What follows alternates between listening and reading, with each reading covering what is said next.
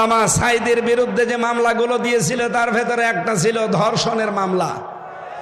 যেই মহিলাকে ধর্ষণের মামলা দেওয়ার জন্য ওই মহিলাকে নিয়ে এসেছে এই যে অ্যাডভোকেট তাজুল ইসলাম, উনি জিজ্ঞাসা করছে, মা আপনাকে আল্লামা সাঈদী ধর্ষণ করেছে? বলছে জি হ্যাঁ। আপনার জন্ম তারিখ কত, জন্ম সাল? যে 1975। 1975 সালে আপনার জন্ম, আর 1971 সালে উনি আপনাকে ধর্ষণ করেছে। ওটা কি রুহের জগতে? এ পোড়াটা যে বানোয়াট, এটা আমি নিজের জীবন দিয়ে টের পেয়েছি। কারণ 3টা বছরে ওরা আমার এই বানোয়াট মিথ্যা একটা মামলা সাজিয়ে ফাঁসির কন্ডেম ছেলে রেখে দিয়েছে।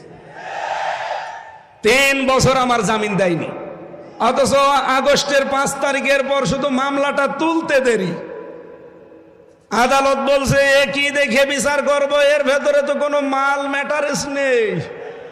আমি যে বিচার করব কোনো কিছুই তো পাই না, শুধু জামিন না জান পুরা মামলা খারিজ করে দিলাম।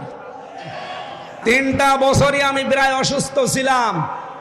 মাঝে মাঝে কারারক্ষীদেরকে কিছু হাদিয়া তৌফা দিয়ে বলতাম যে ভাই কিচ্ছু চাই না, শুধু আল্লামা সাঈদীর উনি যেহেতু হাসপাতালে থাকে মাঝে মাঝে আমার একটু হাসপাতালে নিয়ে চলেন, অন্তত 10-15 মিনিট সময় পাই, আল্লাহর ওলির কাছ থেকে শেষ কিছু কথা শোনা যাবে।